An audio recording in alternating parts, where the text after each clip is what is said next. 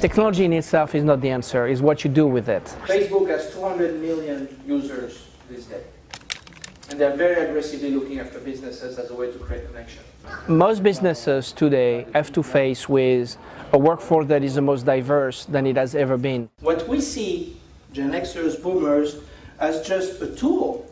This is a central tenet on how they actually allocate their time to interact with other people. And interact they do. And interact they do. The majority of workers today are boomers, and they also tend to be overwhelming the executives, and yet Generation X, which are people in their 30s, and Generation Y are actually present as well, and they each bring their own issues to work. When you ask them, who are the person you admire the most? And the answer is almost exclusively the family, meaning the parents. There is a reason, folks, they're staying with you, with us, until the age 25, 26, 27, 28, 29, stop me whatever you want, 30, 31, 32. I know a 33 years old still living with a parent. It's not just for free laundry, which is kind of nice, or free rent, or mom's good cooking, or all of that, because they actually like being with you, with us, they do. They're comfortable. They're very comfortable. Yes? You can't be talking about my kids. Of course not. So what we do is we help them go through that and actually train, and through workshops, through a lot of dynamic training sessions, the ability to actually get this knowledge throughout the corporation so people can work better and more importantly, be more effective. There are absolutely monstrous differences between Generation X and Generation Y. Most stresses, and that's kind of an important point, most stresses in a workplace do not occur between boomers and Gen Yers. Boomers are like, oh my God, Facebook, MySpace, Twitter just kill me. Doesn't matter. Just do whatever you want to do. Gen Xers think they understand the tool, and they do. But there's a big difference. Gen Xers are the ones that will read the blog. They'll be okay using the blog. But Gen Yers are the ones that will actually create the blogs or the tweets. They are the ones that will give their opinion whether people want to hear it or not. It's irrelevant. Opinion has to be given. Traditional way of doing business is basically being challenged today. And those tools help businesses grow faster and better.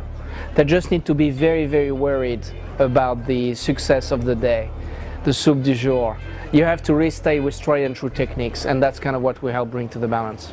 How do the social networking tools kind of play with this generation, and how do they play in the workplace where you could see some advantage or Well, productivity? social networking is huge.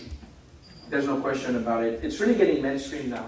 In the last 9 months, more people over 30 years old have signed up with a new Facebook account. Facebook, who knew? Than people under 30 years old. So there is no question that social networking is very important. The question is, how do you leverage that for employers today? For certain companies, it's just not appropriate for them yet to be on Twitter. For other companies, it's actually the start of a business plan and a business model that will actually make a difference, and at the end of the day, generate revenue. So we're very practical in our approach. Before they've applied for your position, they've looked on your website, Oh. they've Googled you, they've done your Facebook, they know all about you. Yes. That's why it's important to have that Facebook page. Yes. Because if you want them to come in the door, you're going to have a presence there. Yeah, and this is actually what this slide is about behind me. You really have to be the business. If you're hiring kids out of college, you have to understand that about half of them are not really ready and committed to your company. Good potential employees are not going to even look at your website, because what is your website today?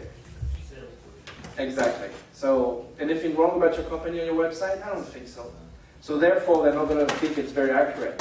But they will Google yourself.